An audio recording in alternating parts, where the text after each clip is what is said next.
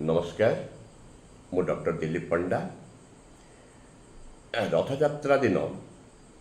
जगन्नाथ को दर्शन करिकी नवीन पट्टनायक विजु जनता दलर राजनैतिक सक्रियता आउ गोटे अध्याय आरंभ करिसंती। एपरिकी पुरी रे जगन्नाथ दर्शन अवसर रे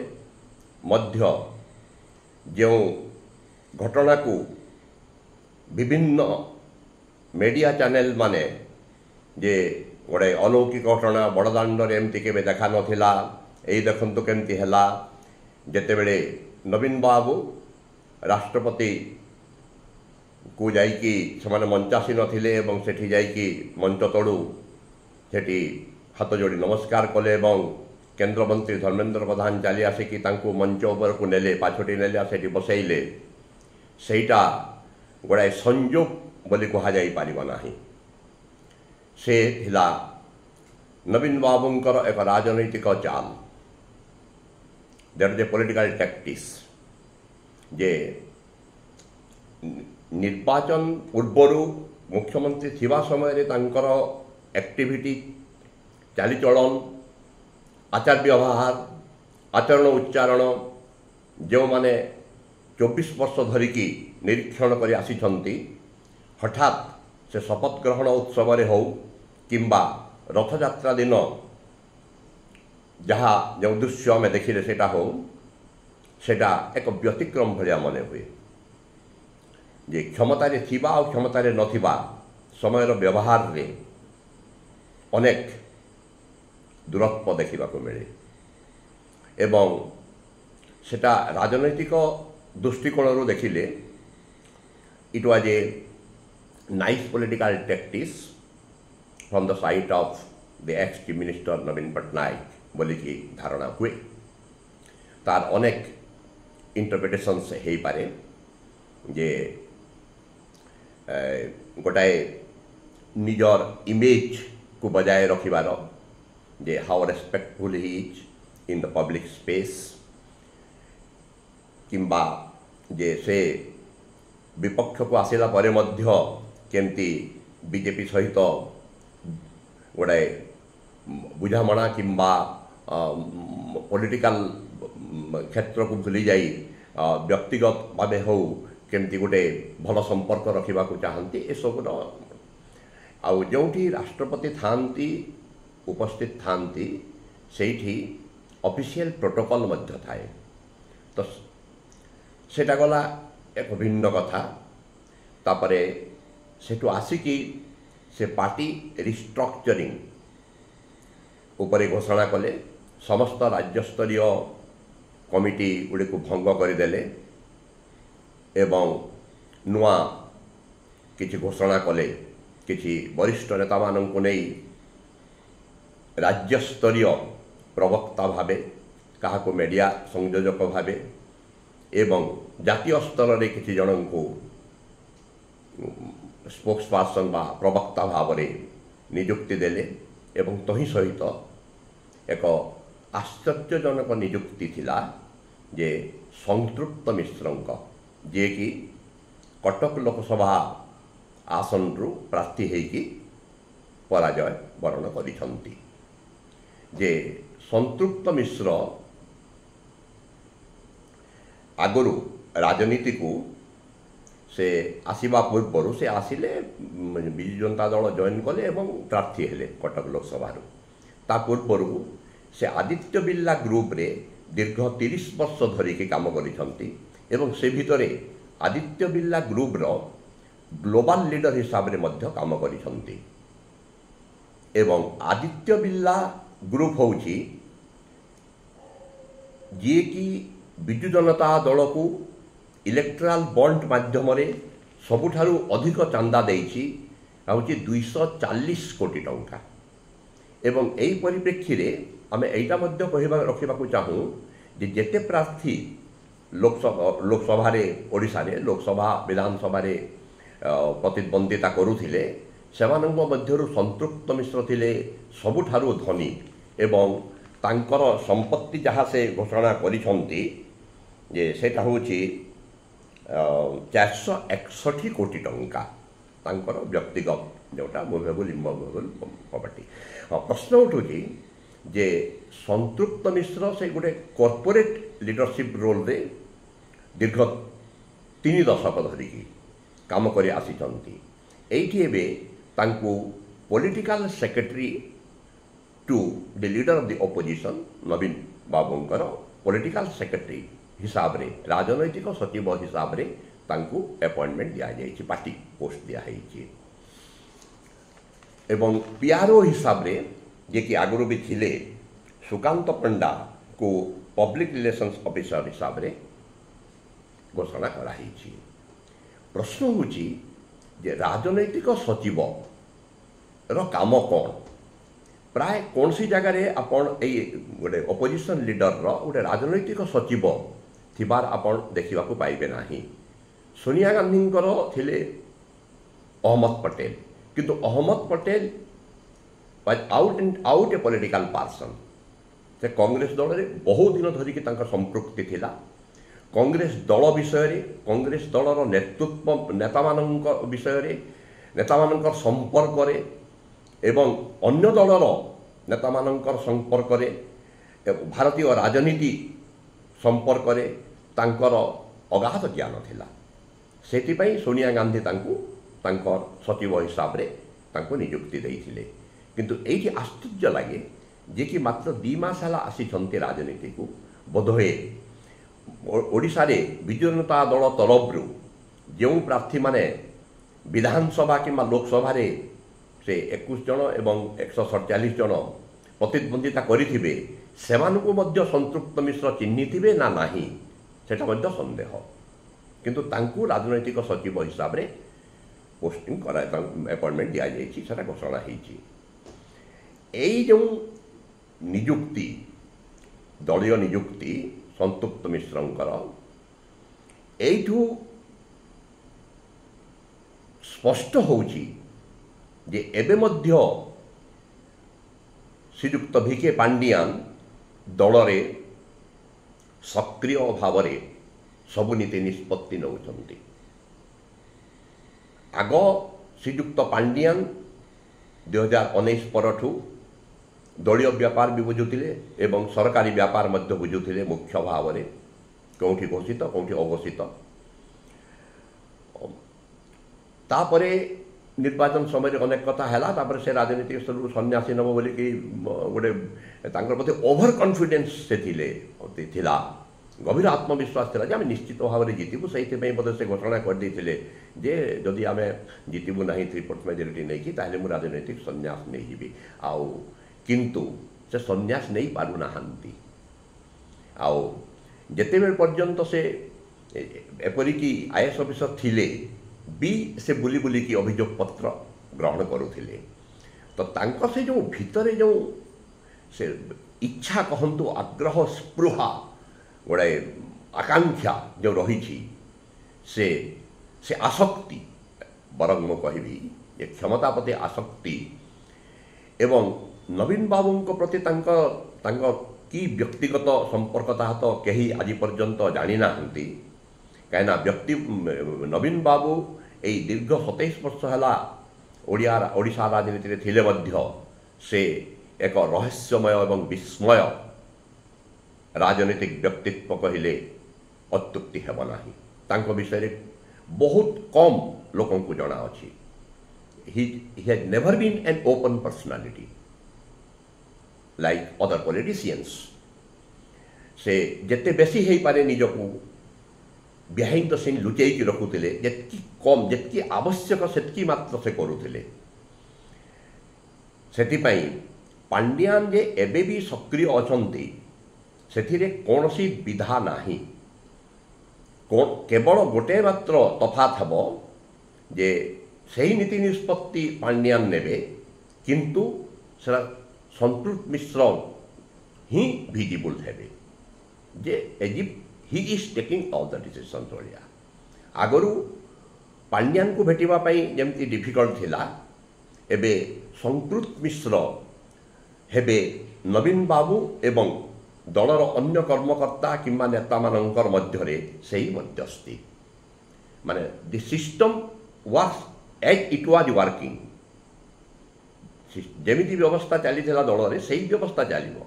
କେବଳ ଟିକେ ଆସ୍ଥାନରେ ପରିବର୍ତ୍ତନ, ଯେ ପାଣ୍ଡିଆନ ଏବେ ଆଉ ସାମ୍ନାକୁ ଦେଖାଦେବେ ନାହିଁ କିମ୍ବା କରୁଛନ୍ତି ବୋଲିକି ଲୋକ ଜାଣିବେ ନାହିଁ, କିନ୍ତୁ ସବୁ ନୀତି ନିଷ୍ପତ୍ତି ସେ ନେବେ। ଯେ ଗୋଟେ ପଲିଟିକାଲ ସେକ୍ରେଟାରୀ କିମ୍ବା ରାଜନୈତିକ ସଚିବର କାର୍ଯ୍ୟ କ'ଣ, ତା ଯେହେତୁ ଏକ ନୂତନ ପଦ, ବହୁତ ଜଣଙ୍କୁ ଜଣାଥିବ ଯେ ସେ କରିବେ କ'ଣ। ପଲିଟିକାଲ ଏକାଡେମିକ୍ସ କହେ ଯେ ଗୋଟେ ରାଜନୈତିକ ସଚିବ, ଗୋଟେ ଲିଡର ଅଫ୍ ଦି ଅପୋଜିସନର, ବିପକ୍ଷ ଦଳ ନେତାଙ୍କର ଅନେକ କାର୍ଯ୍ୟ ରହିଛି, ଯେମିତିକି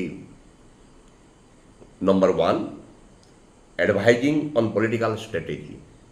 ଯେ କି ପ୍ରକାର ରାଜନୈତିକ ରଣକୌଶଳ ବିଭିନ୍ନ ସମୟରେ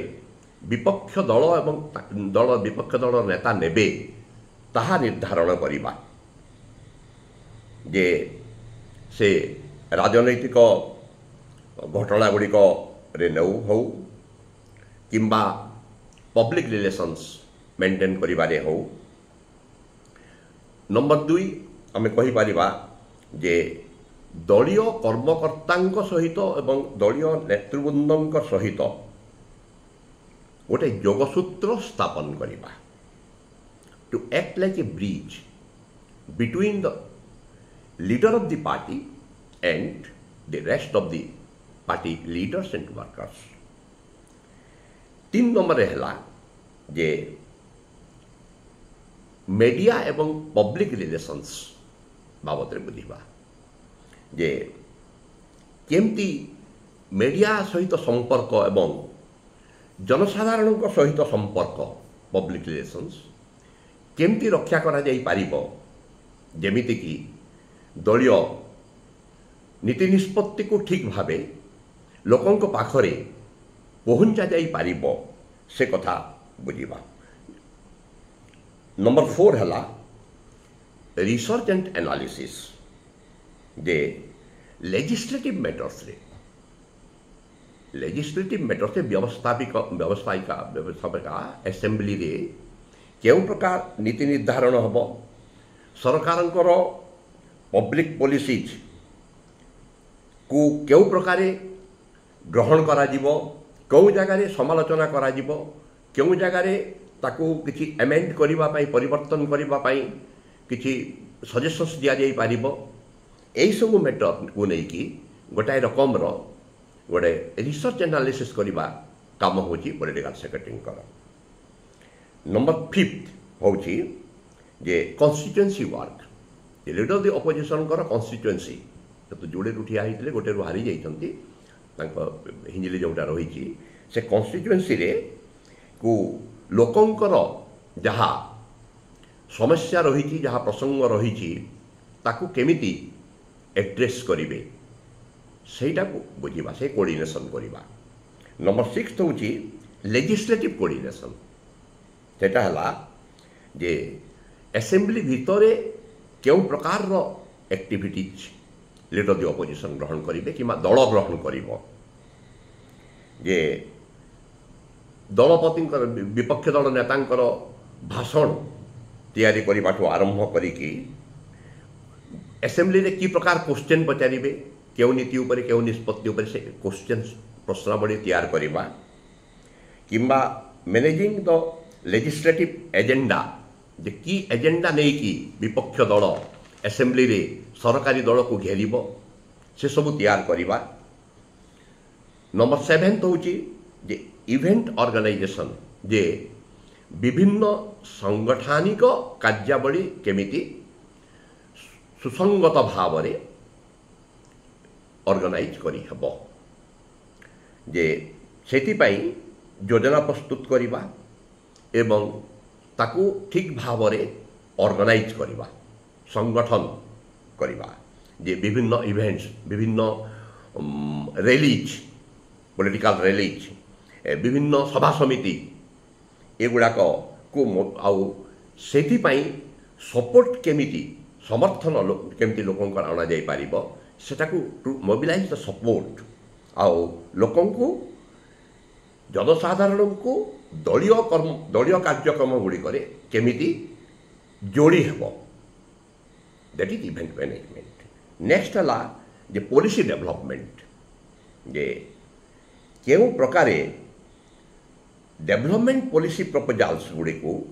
एवं अल्टरनेटिव पॉलिसी पोजिशंस बाहर कर जे सरकार जदि गोटे जेकोसी प्रसंग उपरे जदि गोटे नीति निष्पत्ति नौछंती ताहले तार त्रुटि विच्युति को बाहर करी एक अल्टरनेटिव विकल्प नीति निष्पत्ति कौन हो पारे जहाँकि अधिक ग्रहण योग्य हेब एवं लोकंक पई अधिक उपयोगी हेब से सब बाहर करबा दैट इज पॉलिसी डेवलपमेंट। तो यही 8टी पॉइंट जो मु कहली एटा होची जे गोटे पॉलिटिकल सेक्रेटरी ऑपोजिशन लीडर काम। गोटे राजनैतिक नेता को जदि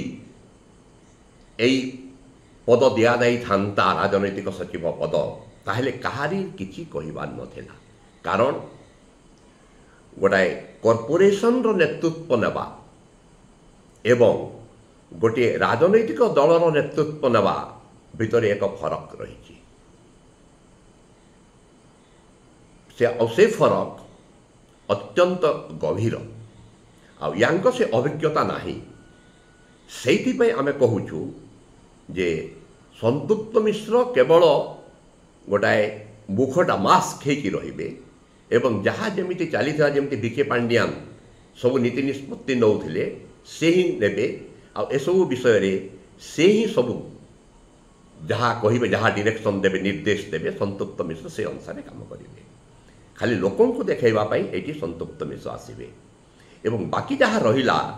जे राज्य स्तर रे केउ प्रकार संगठन को से आउ थरे गढ़िबे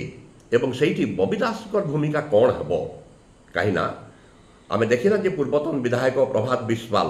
एवं देवाशीष सामंतराय जे कि राज्यसभा सभ्य अछंती मेंबर अछंती तांको भितरे केमती बाक वितंडा चली जे देवाशीष सामंतराय प्रथम थर पई उभय को पांडियान एवं बबी दास को पब्लिकली तांको डिफेंड करिसंती कहिसंती जे एई प्रभात बाबू जेते बेले काम पड़ले किमा जहाँ निष्पत्ति नबार हेले किमा जहाँ काम हेले ए दुई जन पाखु धाउतिले आर एबे समान को समालोचना करूछंती आउ पांडियान बहुत बड़े काम करिसंती एमती ताको डिफेंड करिसंती आउ एई जो तांको दल भितरे जो एई तर्क वितर्क एबे चलीछि एवं सियाड़े संदीप राउतराय जो प्रकार कहिले जे ढोल भितरे मूषा माने दल भितरे ही अछंती माने दल भितरे किए विभीषण सेना खोजा पड़ो से सब को नहीं गोटे हटचमट गोटे चली बेले एवं खोलाखोली निर्वाचन में कहीं विजु जनता दलर पराजय है तार समीक्षा हेब बोली कहीकि समीक्षा होई नाही जे तार कारण गुड़ाक खोजा जाई नाही कारण गुड़िक खोजी पब्लिकली सेटा जदि जना पड़ी था ताहले बोधहुए दल को आगामी दिन रे सुदृढ़ भाव में गढ़िबारे ताहा आहुरी साहाय्य करिथांता। तो एमिति एक परिप्रेक्षी जदि दल नेतांको छवि को लेकिन एवं दलर संगठन तृणमूल स्तर में जो संगठन थाए से कर्मी मानन को लेकिन दल चले एवं जेतेबेले क्षमतार थांती से दलीय कर्मी मान को तृणमूल स्तर में बांधि रखिबारे सुविधा हुए कहीं प्रायतः से माने किछि ना किछि काम शासक दल तरफरु शासक दलर नेता तरफरु तांको सेठी जे एमएलए थिबो किंबा आउ के पावरफुल नेता थिबो जहाँकर कि एडमिनिस्ट्रेशन सहित भल संपर्क थिबो क्षमता बिंदु सहित भल संपर्क थिबो काहाकू ठिकादारी जोगे देले काहाकू आउ केउटा गोटे व्यवसाय पई सुविधा करिदेले एई सब करिकि दलीय कर्मी को बांधि रखा जाए। एबे जेहेतु क्षमतारे नाहांती विजु जनता दल ताहले एबे यही सब सुविधा दलीय कर्मी माने तृणमूल स्तर में पाइबे नाही किंबा तांकर जो नेता माने थिले समाने से काम कराई पारिबे नाही। तार आउ गोटे कारण होउची जे विजु जनता दलर शासन अमल रे 24 वर्ष भितरे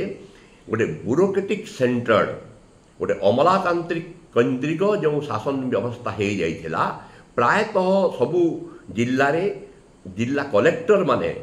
ହିଁ ଦଳର ସର୍ବୋଚ୍ଚ କର୍ତ୍ତା ହିସାବରେ ସେମାନେ ଆକ୍ଟ କରୁଥିଲେ, କାର୍ଯ୍ୟ କରୁଥିଲେ ଏବଂ ତାଙ୍କ ନିର୍ଦ୍ଦେଶରେ ବରଂ ନେତାମାନେ କାମ କରୁଥିଲେ ଏବଂ ସେମାନେ ଯାହା ରିପୋର୍ଟ ଦେଉଥିଲେ ତୃତୀୟ ମହଲାକୁ ସେ ଅନୁସାରେ ସେଟାକୁ ଗ୍ରହଣ କରାଯାଉଥିଲା ଏବଂ ସେ ଅନୁସାରେ କାମ ସବୁ ହେଉଥିଲା। ତ ସେଇଟା ଏବେ ସମସ୍ୟା ହେଇକି ଦେଖାଦେବ ଯେ ତୃଣମୂଳ ସ୍ତରରେ କର୍ମୀମାନଙ୍କୁ ବାନ୍ଧି ରଖିପାରିବେ ତ। ଆଉ ଯେତେ ଯାହା କହିଲେ ମଧ୍ୟ ଓଡ଼ିଶାରେ ସଂଗଠନ ସବୁ ଜାଗାରେ, ସବୁ ଜିଲ୍ଲାରେ, ସବୁ ବ୍ଲକ ଲେଭେଲରେ ମଧ୍ୟ, ପଞ୍ଚାୟତ ସ୍ତରରେ ମଧ୍ୟ ଯଦି ବୁଲି ବୁଲିକି ସୁଦୃଢ଼ କରିଥିଲେ ତାହେଲେ ସେ ଯାହା ତାଙ୍କ ବିରୁଦ୍ଧରେ କହନ୍ତୁ ପଛେ ଇଟ୍ ୱାଜ୍ ବବି ଦାସ।